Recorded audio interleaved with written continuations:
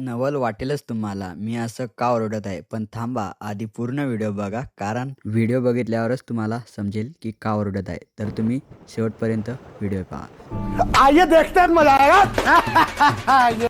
2026चा माझा आणि माझ्या मित्रांचा पहिला ब्लॉग आहे आणि आज आम्ही कुठे चाललो तेही सांगणार. सकाळी आम्ही खूप लवकर उठलो, कारण नवीन वर्षाचा पहिला दिवस माऊलींच्या चरणी मंदिरात घालवायचा होता. आम्ही उदयनगरमध्ये उतरलो, कारण तिथून बसने जाणं होतं, पण आमचं नशीब एवढं खराब की आम्हाला बसच नाही लागली. नंतर आम्ही डायरेक्ट गाडी काढून शेगावकडे निघालो.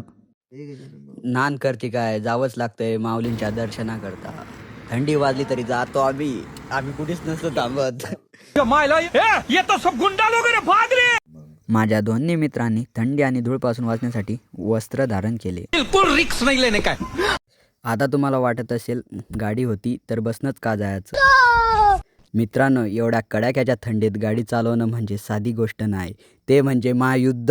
हमको सिखा रिया है. बहुत तेज हो रहा है. तर फायनली आम्ही आलो शेगावमध्ये माऊलींच्या मंदिरात. 120च्या स्पीडनं आम्ही मंदिराच्या प्रवेशद्वारामधून आत आलो. माऊलींच्या दरबारात भक्तांची एवढी गर्दी जमलेली होती की लाईन संपायची नावच नव्हती घेत. पण मित्रांनो, आज तर दर्शन घेऊनच जाणार. तर फायनली 6 घंटे दर्शन बारीत उभे राहून आम्ही श्रींचे दर्शन घेतले.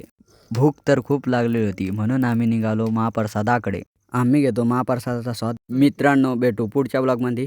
जय गजानन माऊली.